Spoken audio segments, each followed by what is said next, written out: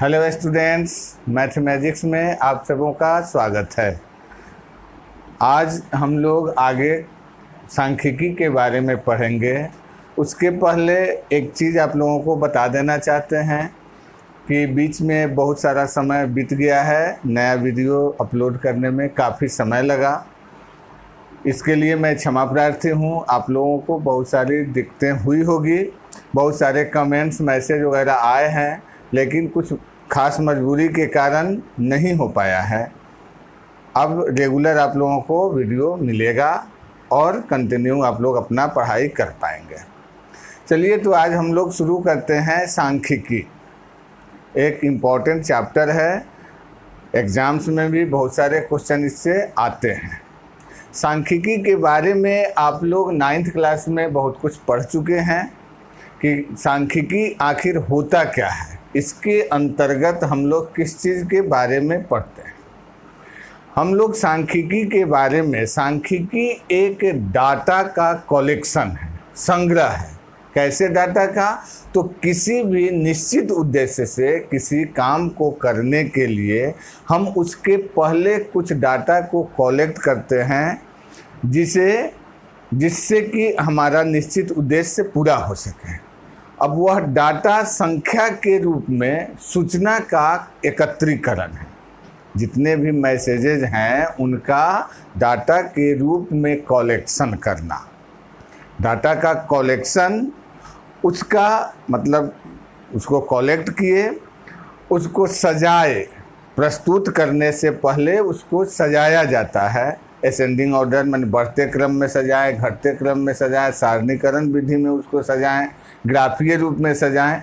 अलग अलग ढंग है उसको सजाने का, जिसके बारे में आप लोग 9th क्लास में भी पढ़े कि कैसे उसकी बारंबारता सारणी बनाई जाती है, उसका आयत चित्र बनाया जाता है, उसका बहुभुज बनाया जाता है। इन सब के बारे में आप लोगों ने 9th क्लास में पढ़ा। अब उस डाटा के कलेक्शन के बाद प्रस्तुतिकरण हुआ। प्रस्तुतिकरण करने के बाद उसका एनालिसिस होता है, उसका इंटरप्रिटेशन होता है। तो हम लोगों को इस टॉपिक में, मतलब 10th क्लास में, मुख्य रूप से आंकड़ों के केंद्रीय माप की प्रवृत्ति के बारे में पढ़ना है। मेजरमेंट ऑफ सेंट्रल टेंडेंसी, मतलब किसी भी आंकड़ा के, डाटा के बीच का वैल्यू निकालना। लगभग बीच का, ठीक बीच का, जैसा भी वैल्यू हो निकाला जाता है। इसे 3 ग्रुप में बांटा गया। मतलब केंद्रीय माप की जो प्रवृत्ति है उसको 3 प्रकार का उसका डिवाइडेशन किया गया। पहला, जैसे केंद्रीय प्रवृत्ति की माप, केंद्रीय प्रवृत्ति की माप में हम लोगों को 3 तरह का केंद्रीय माप पढ़ना होता है। पहला, माध्य। माध्य को हम समांतर माध्य, समांतर माध्य या अंक गणितीय माध्य, अंक गणितीय माध्य के नाम से भी जानते हैं। मीन कहते हैं, अर्थमेटिक मीन कहिए या मीन कहिए, ठीक है। दूसरा चीज होता है माध्यक। इसको कहीं कहीं माध्यिका भी कहा जाता है, माध्यक या माध्यिका, मेडियन। और तीसरा इसका टाइप होता है बहुलक, मोड। इन तीनों टाइप के केंद्रीय प्रवृत्ति के बारे में हम लोगों को इस टॉपिक में पढ़ना है। तो सबसे पहले हम विचार करते हैं माध्य। जैसे मान लिया जाए कि आपको दिया गया कि आपके क्लास का, किसी जिस विद्यालय में है, मान लीजिए 3 सेक्शन है, उसके 10th क्लास का 3 सेक्शन है। तीनों सेक्शन का एग्ज़ाम हुआ।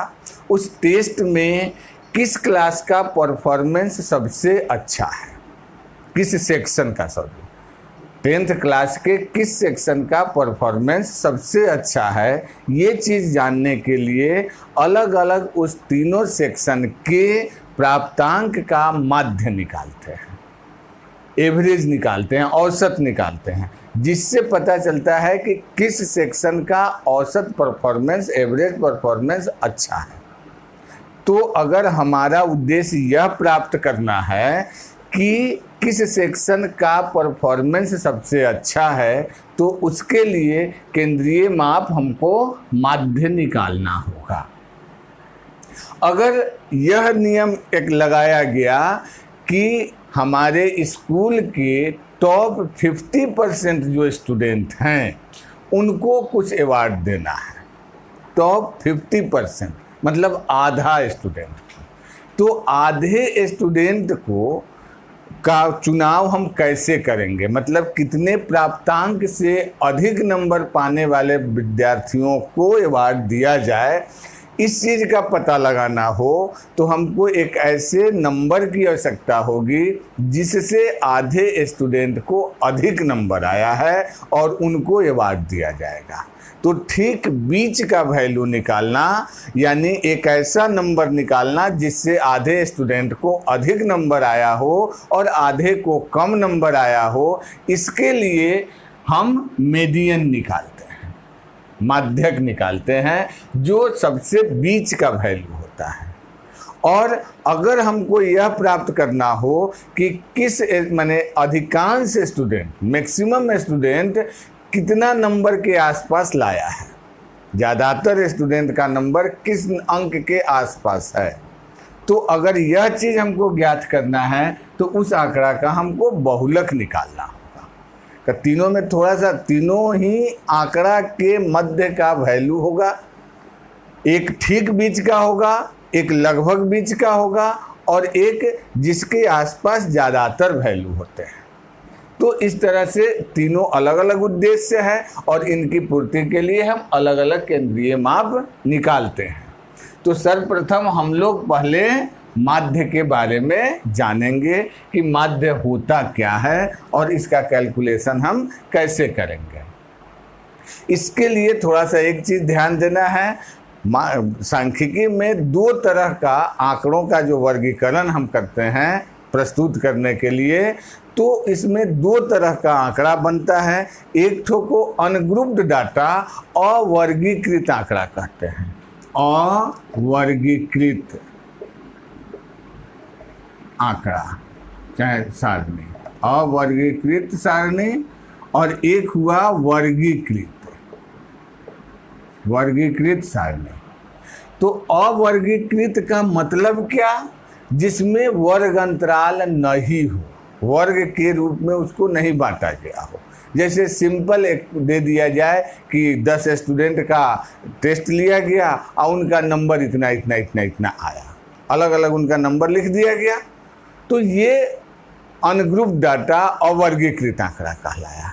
वही मान लीजिए 100 स्टूडेंट है, उसका टेस्ट लिया गया, तो उसका टेस्ट लेके अलग अलग सबका नंबर लिखना ये बहुत बड़ा डाटा बन जाता है। तो उसको कॉन्डेंस करने के लिए, उसको छोटा करने के लिए हम क्या करते हैं, उसको वर्ग में बांट देते हैं कि भाई 0 से 10 के बीच में नंबर लाने वाले कितने स्टूडेंट हैं, फिर 10 से 20 नंबर के बीच में लाने वाले कितने स्टूडेंट हैं। तो ये ग्रुप में बंट गया, तो वैसे आंकड़ा को, वैसे सारणी को ग्रुप डाटा कहते हैं, वर्गीकृत आंकड़ा कहते हैं।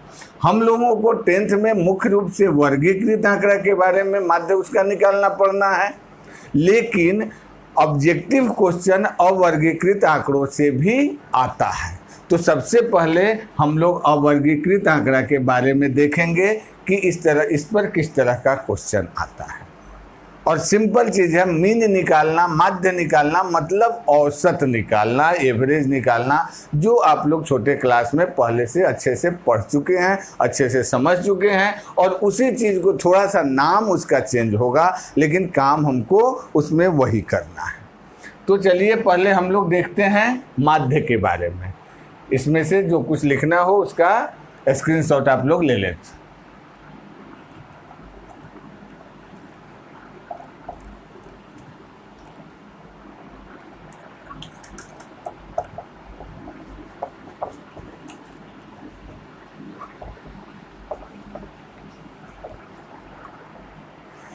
चलिए, तो माध्य में सबसे पहले अवर्गीकृत आंकड़ा, अवर्गीकृत सारणी का माध्य निकालना, मतलब औसत निकालना। औसत में थोड़ा सा जो फॉर्मूला हम लोग लिखते हैं उसमें क्या लिखते हैं कि सभी संख्याओं का योग बटा उनकी संख्या, और इसमें जैसे डाटा हम देते हैं, एक है 10 है, 20 है, 30 है, 40 है और 50 है। मान लीजिए 5 नंबर हुआ इस सारणी में। ये प्रत्येक जो नंबर है यह प्रेक्षण कहलाता है। प्रेक्षण कहिए या समांक कहिए या चरमान कहिए, ये तीनों नामों से जाना जाता है। ऑब्जर्वेशन, ठीक है।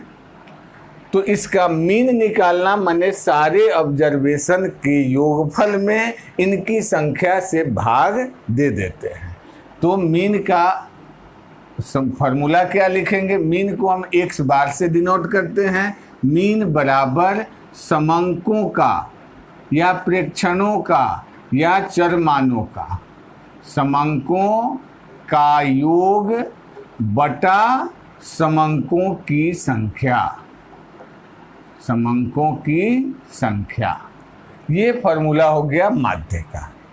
अगर समांक को हम x1, x2, x3, x4 इस तरह से मान लें, बहुत सारा हो सकता है n तक, तो इसी चीज को हम लिख सकते हैं x bar equal x1 plus x2 plus x3, कहाँ तक? जहाँ तक दिया हो xn तक, और बटा इनकी संख्या कितनी? तो n टाइम्स है तो बटा n।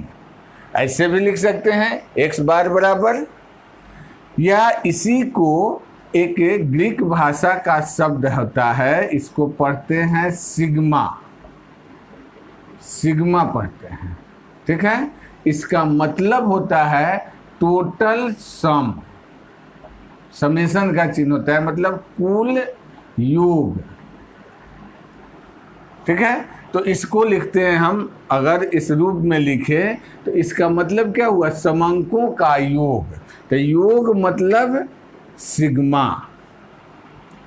क्या, कौन चीज का योग? तो ऑब्जर्वेशन जो लिखे हैं x1 से xn तक का।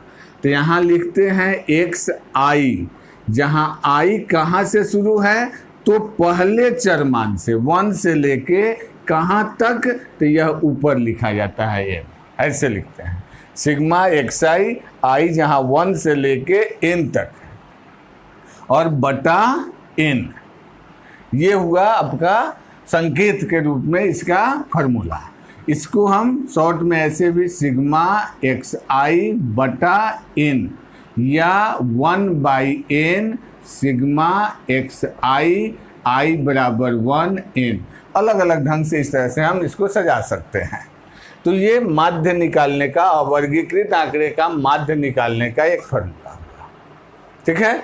इसका स्क्रीनशॉट ले लीजिए, हम आगे क्वेश्चन इस पर बताते हैं।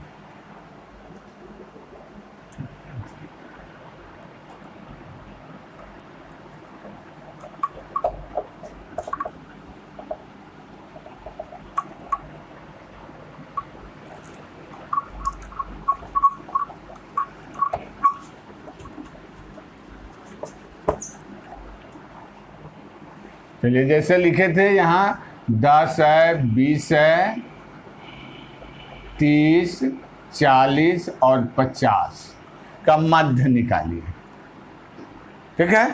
तो क्या करना है? सबको जोड़ना है, बटा जितना है उससे भाग देना है। तो यहाँ लिखेंगे x bar equal sigma xi बटा n, यानी 10 प्लस 20 प्लस 30 प्लस 40 प्लस 50 बटा कितना है? 1 2 3 4 5, 5 है बटा 5 बराबर कितना हो जाएगा?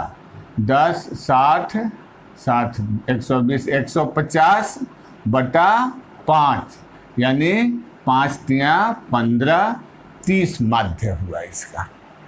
हाँ, एक चीज़ ध्यान यहाँ दीजिएगा कि यहाँ 30 है, यहाँ 30 आ गया, लेकिन प्रत्येक क्वेश्चन में किसी के बराबर आएगा यह जरूरी नहीं है, कुछ भी नंबर आ सकता है। हमको सबको जोड़ के जितनी संख्या उसकी है उससे भाग दे देना है, उसका माध्य पता चल जाएगा। ठीक है, तो माध्य इसका 30 आ गया। अब यहाँ आप ये फार्मूला को, जितना फार्मूला हम लिखे उसमें से कोई भी फार्मूला यहाँ डाल सकते हैं। तो ऑब्जेक्टिव क्वेश्चन आएगा तो ध्यान देना है, सबको जोड़ के बटा जितना है उतना से भाग दे देना है। अब इस पर कुछ ऑब्जेक्टिव टाइप क्वेश्चन क्या आता है, जैसे हमने क्या देखा कि 20, 10, 20, 30, 40 और 50 का माध्य 30 आया।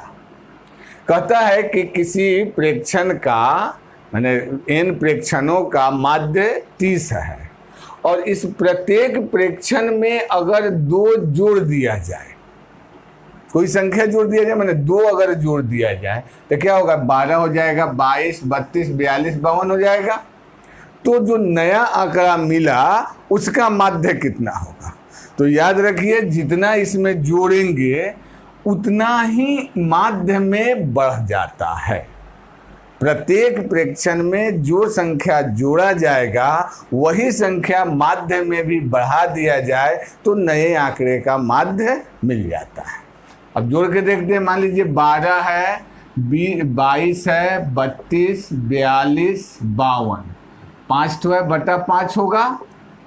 अब सबको जोड़ेंगे तो 2, 2, 4, 2, 6, 2, 8, 2, 10 बढ़ जाएगा। इसमें 150 के बदले क्या आएगा, 160 बटा 5 यानी 32, 32 आया, यानी माध्य में भी 2 की वृद्धि हो गई। तो प्रत्येक संख्या में, प्रत्येक प्रेक्षण में जो संख्या जोड़ते हैं उतना ही माध्य में बढ़ जाता है। अगर प्रत्येक में घटाया जाए, जैसे कहा जाए कि प्रत्येक मान में 2 घटा दिया जाए तो जो नया आंकड़ा मिलेगा उसका माध्य कितना होगा, तो माध्य में उतना ही यानी 2 घट जाएगा, यानी 28 हो जाएगा। अगर 2 से गुना किया जाए तो नए आंकड़े का माध्य क्या होगा, तो माध्य में भी जो पहले वाला माध्य है उसमें 2 से गुना हो जाएगा। और भाग दिया जाए तो 2 से भाग के बराबर, अगर सब में 2 से भाग दे दिया जाए तो माध्य में भी 2 से भाग देने पर जो संख्या आएगा वही उसका माध्य होगा। यानी अगर किसी आंकड़ा के, किसी सारणी के प्रत्येक चर मान में एक ही संख्या जोड़ी जाए, घटाई जाए, गुना की जाए या एक ही संख्या से भाग दिया जाए तो जो नया आंकड़ा प्राप्त होगा उसमें जोड़ने पर माध्य में उतने ही की वृद्धि होगी। अगर घटाते हैं तो माध्य कम उतना ही घट जाएगा, गुना करने पर माध्य उतना ही गुना हो जाएगा और भाग देने पर माध्य उतना ही कम हो जाएगा, सॉरी भाग देने के बराबर हो जाएगा। और अगर प्रत्येक चर मान में से माध्य को घटाया जाए तो जो अंतर प्राप्त होता है उनको अगर जोड़ा जाए तो शून्य प्राप्त होता है। जैसे प्रत्येक में 30 घटा दिया जाए, देखिए 10 में से 30 घटाएं तो -20 मिलेगा, फिर 20 में से 30 घटाएं -10 मिलेगा, 30 में से 30 घटाएं 0 मिला, 40 में से 30 घटाने पर 10 और 50 में से 30 घटाने पर 20 आया। प्रत्येक चर मान में से माध्य को घटाया जाए तो जो अंतर प्राप्त होता है इस अंतर का योगफल 0 आता है।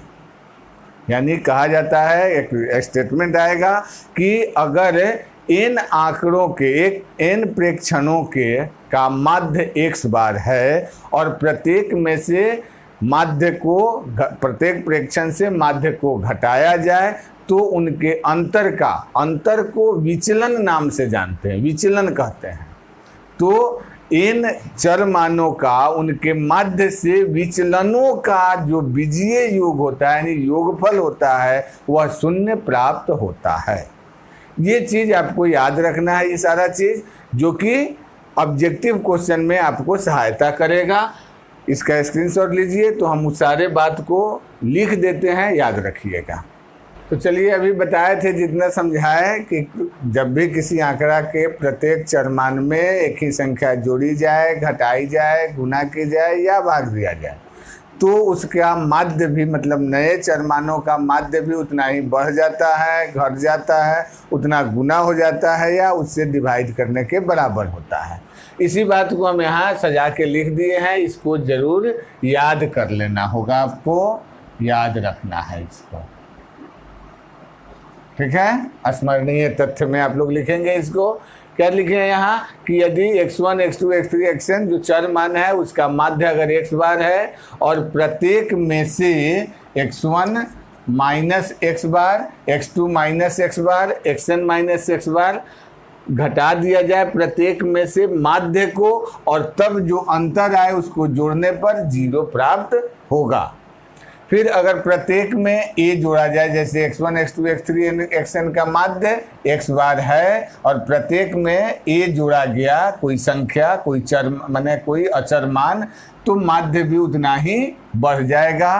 प्रत्येक में a घटाया जाए, कोई संख्या घटाया जाए, तो माध्य भी पहले से उतना कम हो जाएगा।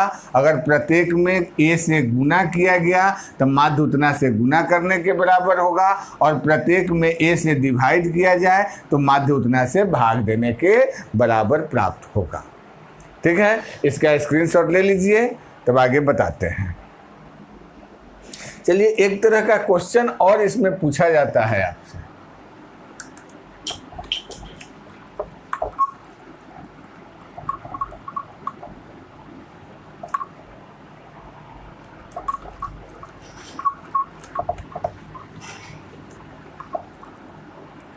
जैसे क्वेश्चन पूछा जाएगा कि n चर मानों का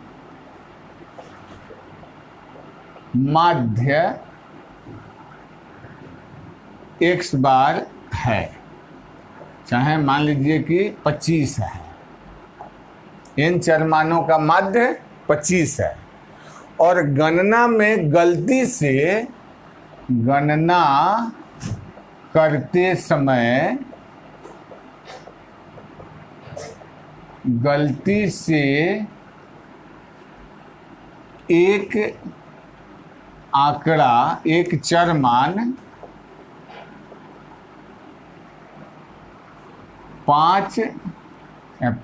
20 अधिक ले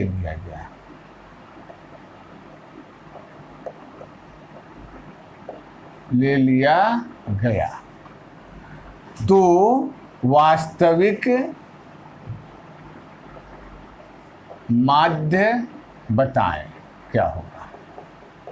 इस तरह का क्वेश्चन यहाँ n न दे करके मान लीजिए कि 10 चर मानों का 10 ठो चर मान है जिसका माध्य 25 है, और एक जो चर मान हम लिए थे उसको जितना भी लेना चाहिए, कभी कभी देता है कि मान लो 25 के जगह पर 45 ले लिए, यानी 20 ठो ज़्यादा ले लिए, तो वास्तविक माध्य क्या होगा। तो जितना अधिक लिया गया उसमें n से भाग दे दीजिए, 20/10 कर दीजिए।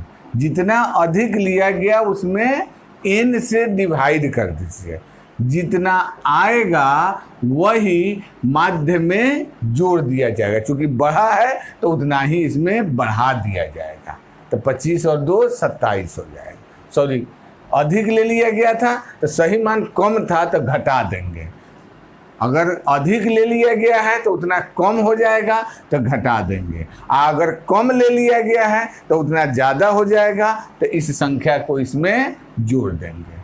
अगर गलती से 20 अधिक लिया गया तो 20 उसका योगफल घट जाएगा, तो घटेगा तो माध्य में जितना कम हुआ मतलब जितना बढ़ा उसमें n से डिवाइड करके और जो संख्या मिलेगा उसको माध्य में घटा देना है। अधिक लिए हैं तो उतना कम कर देना है, अगर कम लिए हैं मतलब इतना कम ले लिया गया है तो इतना बढ़ा दिया जाएगा। ठीक है, तो नया जो आंकड़ा है उसका वास्तविक माध्य निकल जाएगा। अब ये हुआ आपको अवर्गीकृत आंकड़ा। अवर्गीकृत आंकड़ा में एक तरह का और क्वेश्चन दिया जाता है जिसको आगे बताते हैं। चलिए, अब एक तरह का क्वेश्चन अवर्गीकृत आंकड़ा में आता है कि चर मान दिया रहे, जैसे 10 है, 20 है, 30 है, 40 है, 50 है, 60 है, और इसकी संख्या, बारंबारता मतलब यह 10 कितनी बार आया है। मान लो कि स्टूडेंट एग्ज़ाम दिया, इसको जोड़िए 20 आ रहा है, तो 20 स्टूडेंट एग्ज़ाम दिया जिसमें 10 नंबर लाने वाले 2 स्टूडेंट है, 20 नंबर लाने वाले 5 स्टूडेंट है, 30 नंबर लाने वाले 3 स्टूडेंट है। इस तरह से उनकी बारंबारता दी गई है। मतलब अगर प्रेक्षण दिया हो, चर मान दिया हो और उसकी बारंबारता दी गई हो, तो क्या करेंगे, हमको तो इन सब का योग निकालना है। यानी 10 + 10 2 बार होगा, 20 + 20 + 20 5 बार होगा। तो मान लो हम 5 बार 20 को जोड़ें या 20 में 5 से गुना कर ले, बात बराबर हो जाएगा। तो हम क्या करते हैं कि चर मान को और बारंबारता को बारी बारी से गुना कर लेते हैं, यानी fi गुना xi का वैल्यू निकालते हैं। ठीक है, अब गुना कर लें। 10 दूना 20, ये 100, ये 90, 80, 50 25 250 और 180। ठीक है, सबको गुना कर लेंगे और इसका योगफल जो गुणनफल आया इसको हम जोड़ लेंगे। 0 2 9 11 8 19 5 24 8 32 3 1 4 4 2 6 1 7 720 आ गया। ठीक है, इसको डिनोट करते हैं वही fi का कुल योग यानी सिग्मा fi, और इसको सिग्मा fi xi, ये fi xi का कुल योग और fi का कुल योग।